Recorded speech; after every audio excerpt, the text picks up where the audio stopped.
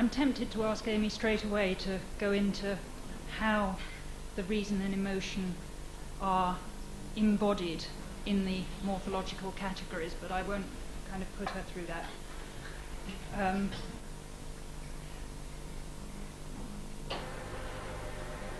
I'm slightly torn because we are obviously running late. We could have a break and then reconvene for a discussion, but I think if we do that, we won't reconvene for the discussion.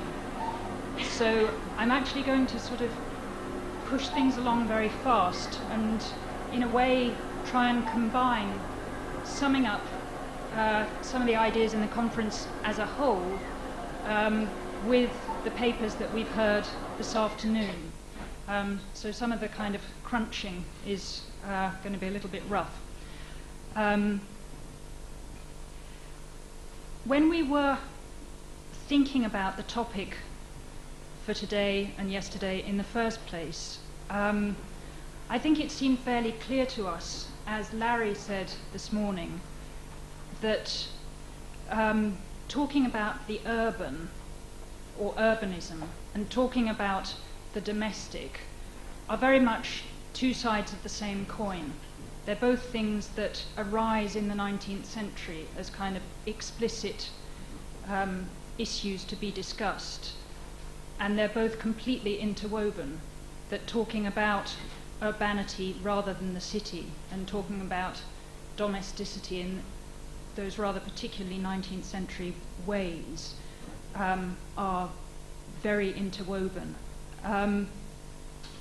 They arise in the 19th century city along with industrialization, along with any number of other things.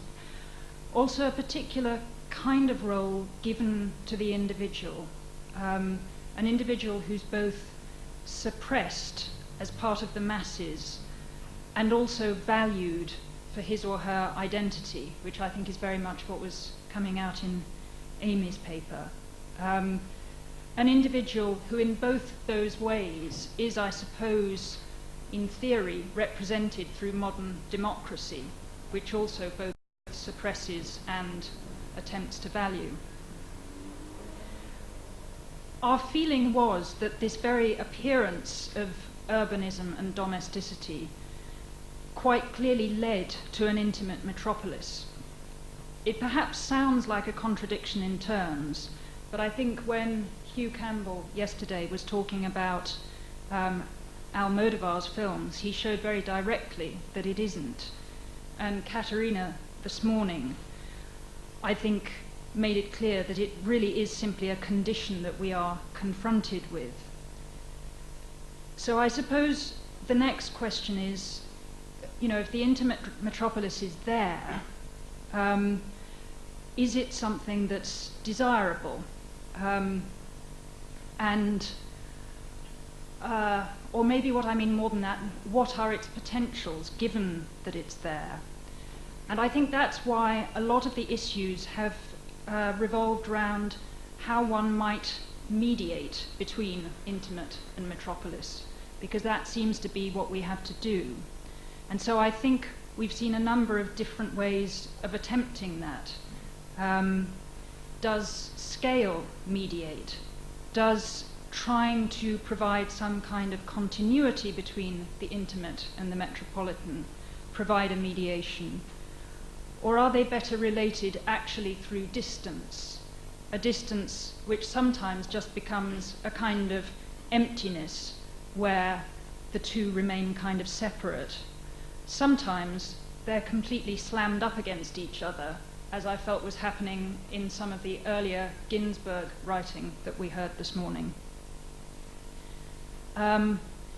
So I suppose one of the things that arises, and this came out of a conversation with Amy this morning, is when one is looking at the different ways in which intimate and metropolis might be mediated, is there an issue when the mediating device actually becomes too visible and sort of forces them apart again? Is there a moment when the medium becomes the message?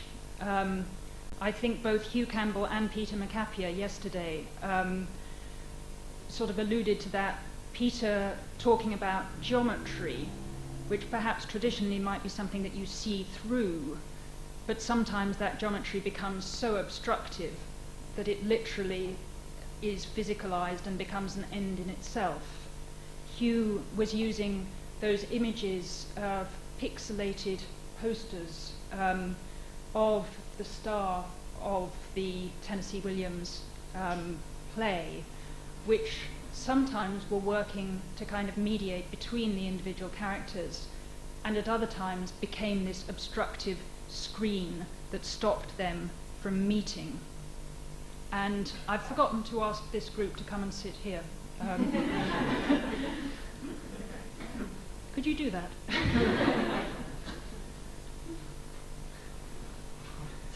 I don't want to stand here on my own now.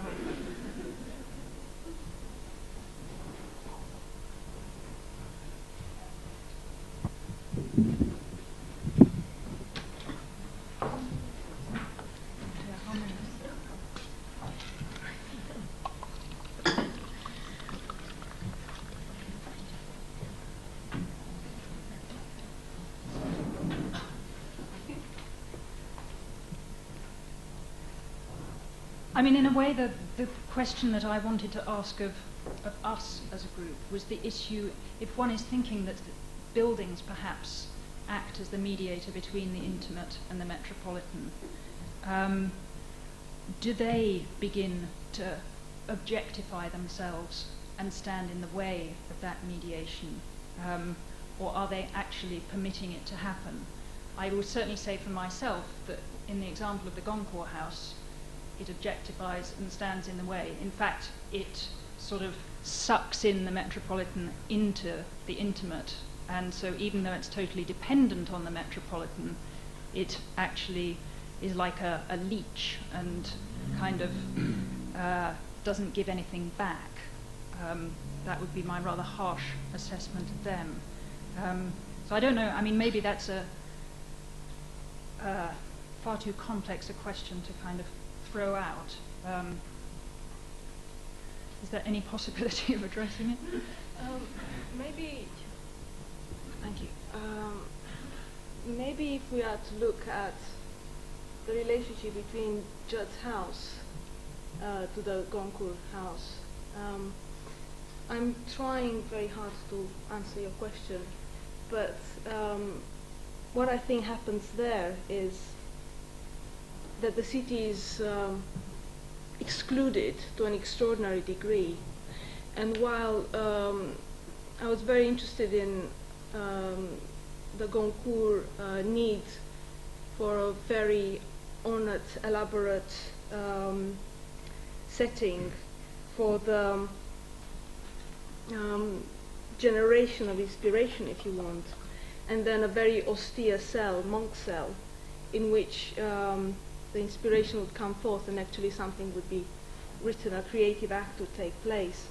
So he separates these two environments in a very radical fashion, whereas Judd puts them together to the extent that every space is a space where creation can take place, and no space is a place where exclusively creation can take place. He doesn't have a studio there, and obviously what he has is a setting that's particular for a minimalist artist. His art is very much related to this setting, simply because his art is an act of thinking, is a conceptual approach, and then the art objects are produced outside in a factory or through assistants and so on and so forth. So I'm not trying to answer your question, I'm just trying to open the discussion by introducing a completely different approach to the creative act. I mean, maybe just to follow up on that, thank you. I'm sort of struck, or I'm listening to your description of Judd and looking at it there, by the fact that in some sense, though visually they look strikingly different, the Judd example and the example that I was looking at, that really in some sense they're a product of the same problem, and that is that that what I referred to earlier as the kind of excessive ornamentation of the Art Nouveau is actually evocative of a kind of crisis, and that is to say that ornament, which traditionally plays the role of mediation in architectural discourse, has lost that capacity to mediate. And so the reason for the kind of excessiveness of the ornamentation is because it can't perform those duties of mediation. And so in some sense, I think that the kind of abstraction of the interior that you're looking at and the kind of incredibly ornamented interior that I'm looking at might in some way be some answer to the question that Diana's posing, and this question of whether it's architecture itself that sort of gets in the way of this reading of the intimate metropolis, or whether it's these other kind of these other sort of cultural conditions of a kind of lack of mediation and these attempts by architecture to reintroduce it. I mean, the Stone House is a very peculiar case, very particular, but I kind of think that trying to generalize about that concept, your point in any case is not only impossible but probably unproductive, which is probably why, most of us, you included, did case studies of very particular examples of a relationship between interior and exterior. But like the Stone House is, as I said in the paper, never simply a house, and it never was from its inception. Because it's the house of an architect, it's a model home. Because it's the house of an architect who is attempting to impress upon his clients his cultivation. It's a house that always has this kind of public aspect to it, because it's a house that has to be visited by those clients in order for them to understand that. It's also a museum. It's also a school. It was a place where he trained his students. It was also opened to students at the Royal Academy so that they could visit the collections around lectures, so it has a didactic role. It was an architectural studio. The sort of roles of that house are already multiple and already kind of hybridized, in terms of their relation to public-private. You can't actually make those distinctions in that house.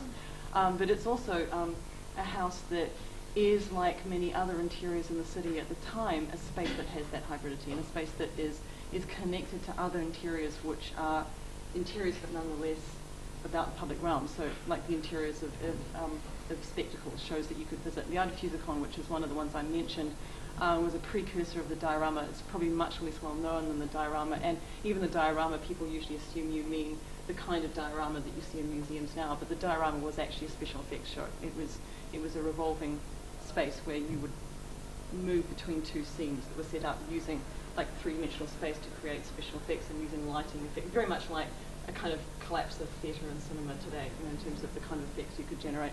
The Artifusicon was made by a man called de Luderberg, who was actually one of the special effects designers for the theatre in London at the time, and it was actually set up in the living room of his house, and people bought tickets and went to see it. So already, those kinds of distinction in London, in the early 19th century, were really being broken down in lots of ways. That house, I think the Stone House kind of picks up on that, and it does other weird things like interiorizes picturesque gardens. So there's those things are always at play in the house, right? I'm not denying that they're constantly broken down. I Oh, wasn't no, actually I'm trying not- to I set wasn't up suggesting you boundaries were. between them. Yeah. It was more, given the breaking down, what are the kind of mediations or juxtapositions producing? How can we manipulate them? What can we make of them? I guess that was the... That's a more difficult question. Yeah. And maybe one we should deliberately not answer, actually. Yes, actually, Diana, this is partly addressed to you, so I guess you have to sit down. But there was... It was interesting to me that in focusing on scale, there was a split then between this morning and this afternoon, and I wanted to come back to take that issue up in relation to your question now about mediation, and to go back, in fact, Diana, to your use of Benjamin Constant, because I think actually is a very interesting figure in precisely this context. I don't know whether I'm pointing toward a disagreement or, in fact, whether I'm pointing to an absolute continuity between some of the things that were said in the afternoon and some in the morning. It seemed to me, Helene, that you were saying that there's a kind of continuity about the formation of the individual as a subject of taste, a subject of judgment, that's running through a number of papers, in fact, and the importance of this to what we understand about the subject today, and to, in the sense, the very idea of a sort of liberal reasoning. Now, Constant was always in opposition, and in a sense he's been seen as being always in opposition politically, I mean, and as a romantic, sort of retreated into the home as the space from which he could launch a sort of critique of that which he felt opposed to, but from the security of the home. And the point has often been made that between Constant and, say, somebody like Guizot, there's a different understanding of the role of the individual and the role of that kind of liberal freedom in constituting 19th century thought. So for Guizot, it's a retreat where the home becomes the source of inspiration, of critique. For Guizot, on the other hand, it becomes the liberal individual who will then come out into the city and through that very creativity sort of spawn the movements that take part in public space. So it was in that context then that the urban problematic came to define, I think for Katerina's paper, the moment where the problem of the individual is one that is the question of the social, or the question of the larger frame of how do we ensure the production of the liberal individual by breaking down the barriers to visibility behind the facades of the Berlin Bloc, where that in a way, the question of making secure the formation of the liberal subject is one that also means that this is becoming a scale question, where it's not just the home and then the outside, but is in fact the home and a series of mediating scales which are precisely urban, and that is how you get the liberal subject that is both, in a sense, the source of critique as well as the source of the production of these ever-changing urban environments.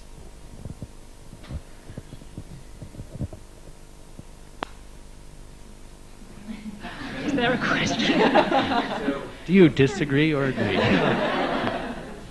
Oh, can I mean, this is just a thought. What struck me about Diana's description of the way that the Goncourts made their world inside their house, and her question, which I may have misunderstood, about the availability of buildings to make a connection inside and outside for the kind of social purposes you're mentioning, that the Goncourts released the architecture of their house through their writing, and therefore that was their means for making their social statement. And I'm struck, maybe rightly or wrongly, by a similarity of their position in Corbusier's, which on the one hand, I can't remember the exact term, the way that you said it, Diana, but it seems similar to Corbusier's statement that finally we're disgusted by the street, and that if you look at the early city plans of Corbusier, they are houses with internal programs, strangely populated not by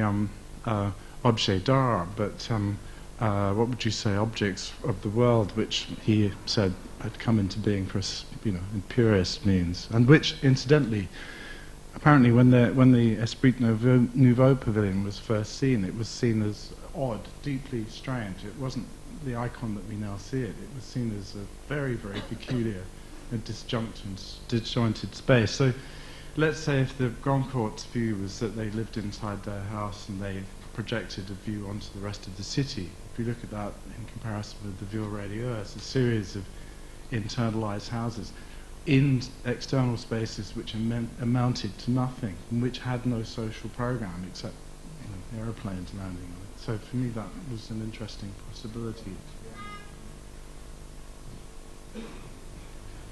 I mean, to come back to your ultimately direct question, I agree. But I think, what Helene said about the way that we all use very particular case studies, it's that I certainly agree in general. I then look at the specificities of the way that different let's take buildings as an example. Different buildings allow for that liberal subject to mediate between the two, and that's when one begins to get these strange moments where the kind of obstructions or direct juxtapositions are happening. So I think Katerina's was very interesting in showing how walls which initially were allowing for a kind of connection between things then becomes walls which are insisting on a separation between things. It's not that one of those is right and the other is wrong. It's to do with the way, the whole context within which you're understanding that separation or connection. I don't know whether that's an answer, but I'm now sitting in the wrong place to ask if there are any... Yeah. I was very struck by that when we looked at the Goncourts, we have a house that seems to be gradually filling up with so many objects that there's hardly any room left for the subject to reside among them. It reminded me of a painting by Magritte, I think it's called Personal Values, where the objects have got so big there's hardly any space left. But the case of Don Judd is very odd to put in the context of the intimate metropolis, surely, because a man who buys up half of possibly the most remote town on the Mexican border that you could possibly imagine, and then even then moves out to a ranch at Chinati, even further away from Marfa, such that you end up feeling like Marfa's New York or something, is a very strange case to bring. And of course it can only make sense in that Judd had access to world travel. And in that sense, whatever residence you have in the city or in the countryside or in the suburbs can't really be considered in isolation any longer. It's a matter of whether the objects are driving you into the city or driving you out into the desert. I assume that question is directed towards my paper. Maybe. Judd wasn't brought in the context of intimate metropolis, but more specifically in the context of home as a museum. And I was trying to cover a range of situations because I think this is very much a matter of degrees, and I think that all that this discussion has been leading towards is an acknowledgement of the fact that there is a very fluid border between the intimate and the public. And almost every house has that we've been looking at has a particular situation, unless we refer to housing, which I don't want to go into at the moment. But I think what Judd does is very particular and is based on a moral stance. It's his personal belief, and it's a belief that to me seems unbelievable and incredible. I find it incredible from the scale of what you mentioned, the way he deals with Marfa, to the way that he deals with his bedroom in 101 Spring Street, which is the space in the house which is most resembling an art gallery, where the bed is completely lost in an art gallery space, where the levels of luminosity are increased by a Dan Flavin installation running along the whole length of the building. And on one hand, you are forced inside by this wall of light. On the other, you're forced towards the exterior by the very strong and aggressive presences of the John Chamberlain piece, The Crushed Car, that is stuck to the wall. So I truly do not understand how that place operates as a bedroom.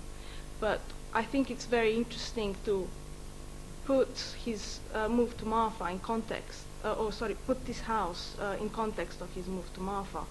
He's really trying to clear out the ground to make space for art, and he takes this simple principle to an extreme. His move is certainly it's certainly inscribed in several traditions. It's a bit like Gauguin going to Tahiti to paint. It's a very romantic stance. I just wanted to add something slightly flippant to that, because the Goncourts made their move from Paris, all of about 2 miles, to the suburbs. They considered themselves to be pioneers and frontiersmen.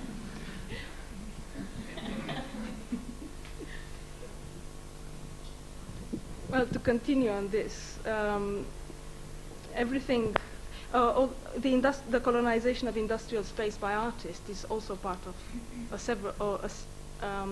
a similar space of pioneering. I mean, part of my point was that when I visited Martha, it was about the most remote place I ever got to, and yet I turned on the radio. I was staying in the guest room, and I turned on the radio, and by some atmospheric fluke, got a crystal clear broadcast in German from Norddeutschland or something. And I thought, well, we're still in the city somehow.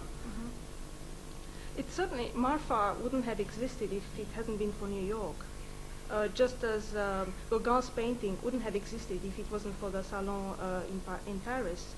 The art that is produced in remoteness is, in these conditions of self-imposed exile, is incredibly opaque to the culture where the artist has implanted him or herself. We have one question over here, and then is there another question after that? Well, this may be the last one. Okay, maybe that's, I'm not sure if it's a real question or a general comment from my side, but I think in a way what we're now all saying, that somehow we see those interrelations and this very strong connection between the home and the urban, and it's the case in every single house, etc., etc. However, from a very pragmatic architectural point of view, I think there are some problems attached to it. I mean, if I look at really contemporary dwellings or contemporary private houses, you just have to open any new cutting-edge application on new housing, and what you see is again and again a very highly individualized, expressive interior in which every single room or every shape becomes yet again even more expressive, etc., etc. While at the same time, normally those houses stand back from the street, are family houses, and in a way don't always help the urban fabric. I mean, this doesn't shouldn't sound like a dogma or something like that, but in a way, I think also for contemporary practice, it would be quite useful to really look at the norm and take it quite seriously, and precisely because it is this dualism, it also has implication for spatial performance. Would anyone here like to respond to that? Yeah. Or shall we move on and take one more before hearing from the panel? Yeah, I have a fairly kind of broad but also specific question, and it's to the panel in general. I'd like to ask whether or not it's possible, if there is the possibility of something that's called an authentic intimacy, rather than a kind of cultivated public one, or necessarily publicly cultivated. If there is something like an authentic intimacy, is it possible to generate that intentionally, or is it always an interstitial or kind of interzonal kind of condition that constantly provokes a sense of transgression? I have a kind of response to that, which of course isn't an answer, and actually is nothing to do with what I said this afternoon particularly. But it's more to do with something that really struck me that Brian McGrath said yesterday when he was talking about these different living conditions for living in Thailand. He said, in rural Thailand, intimacy is displayed by distance and respect. And I thought that was an extremely interesting take on the notion of intimacy and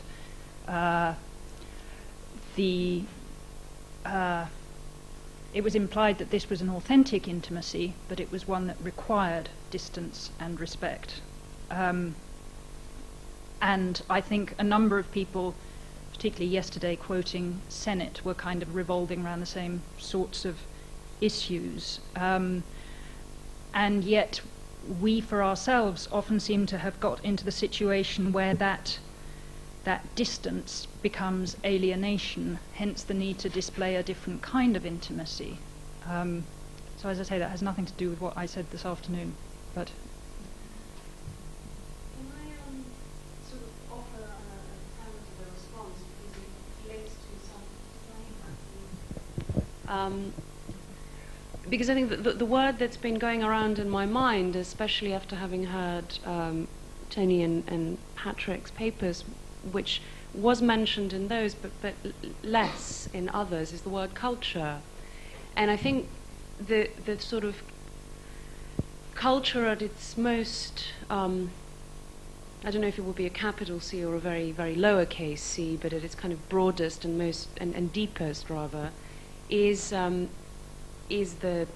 thing we're after, I suppose, here, is that which mediates between the metropolitan and the intimate, and ultimately that which allows for what Diana pointed out, that a kind of intimacy that does require a certain distance because it's played out on a certain ground, which is another way of thinking about culture. And what interested me, and the reason why I mentioned Patrick and Tony's papers, is the ability of this cultural ground to be recovered, and that might not be the appropriate word, you might sort of want to volunteer others, but to be somehow re-engaged with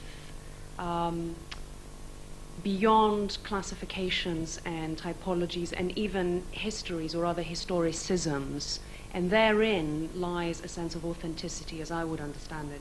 The possibility for Tony to talk about a project of his referring to Robert Adam without the project having anything remotely historicist about it, or Patrick to bring in various Renaissance and Baroque villas and other such buildings in terms of their way of engaging us and people and life and referring to other things beyond individuality, etc., from an era that is very different to ours, but somehow nevertheless similar, otherwise he wouldn't be able to do that, is, I think, where perhaps the realm of some authenticity lies. I don't know if...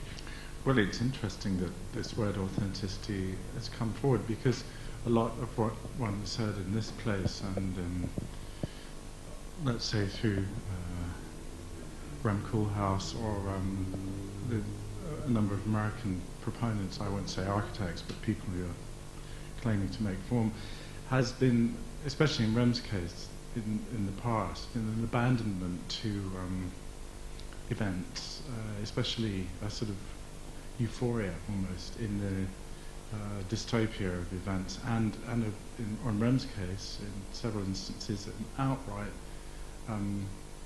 attack on anything which he would claim to be humanistic.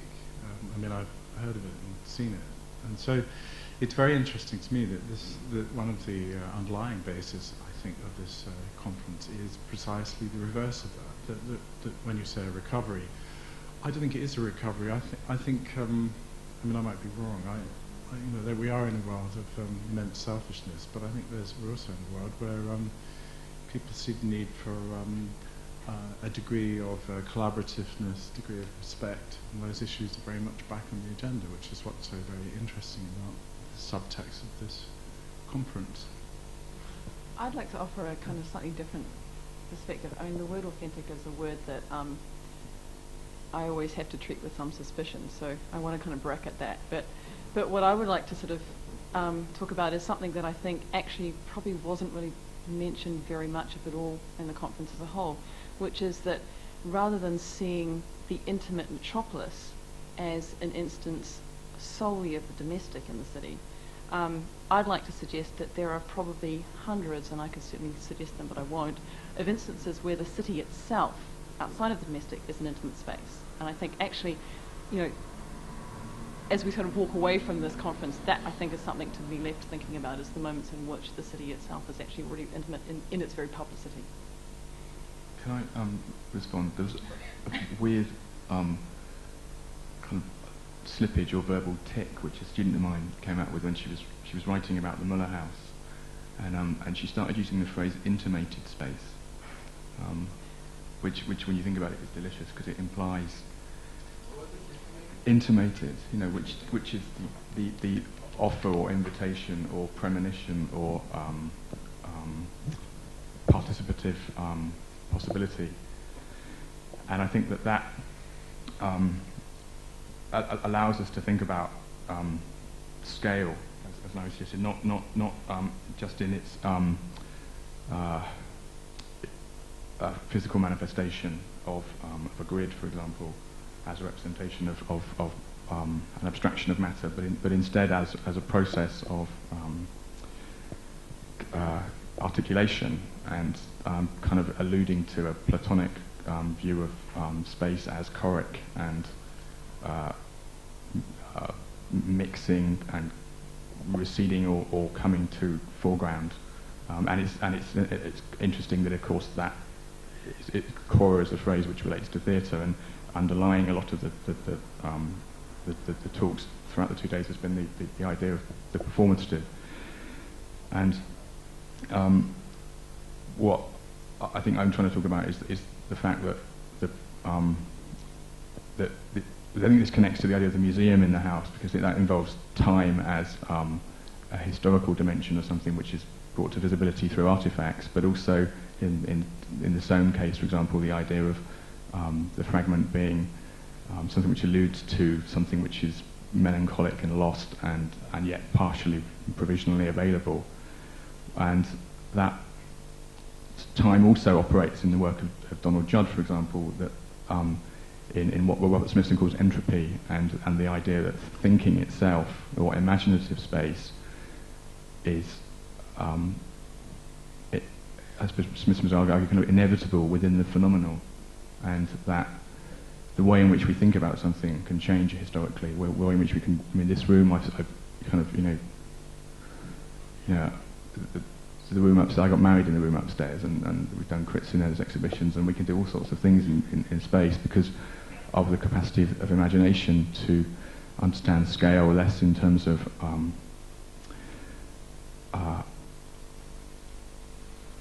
isolation and more in terms of a mutability of consciousness that invokes a reciprocity between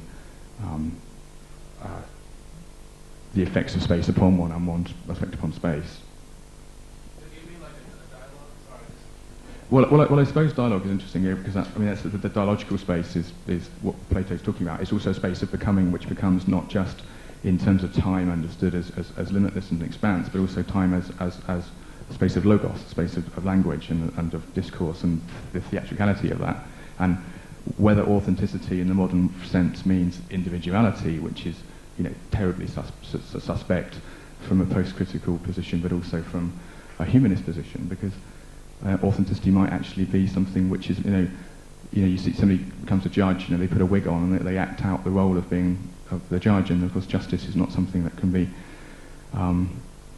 objectified. It's something which is negotiable and performative, and I think buildings have this similar capacity for transformation.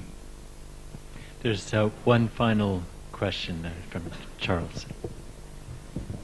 It's not so much a question, it's just a short remark that I'd like to make about the question of authenticity and dwelling, to disagree entirely that I think this is the subtext of this conference. In my way of thinking, the interior, by which I don't mean architecture, the interior in its bourgeois 19th century sense, comes into being and is seen at that moment of the complete impossibility of thinking about authenticity and dwelling, and it's that produces this idea of interiority. I think that's what Diana was saying, that the city itself is a kind of space in which there is a possibility. And I would sustain the kind of authenticity in question, or quotation marks, which is why I kind of offered it. But it seemed like that's one way of reading not only the intention of the conference, but also the paper. And I think that that's not the way that we want to necessarily misuse the idea of intimacy. It's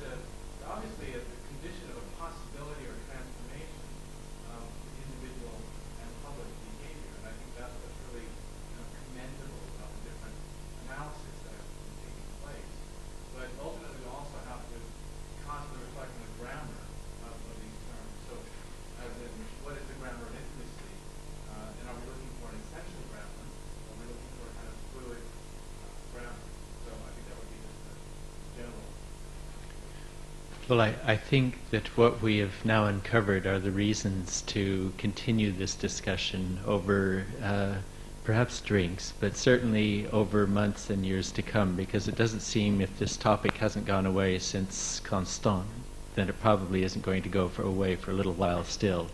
But I'd like to thank, first of all, the audience for showing such stamina and interest and participation, and secondly, for our 6 speakers this afternoon.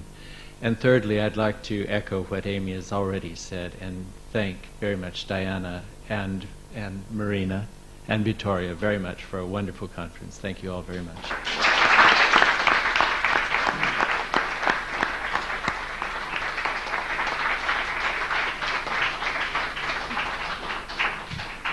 Can I just say one more thing for participants?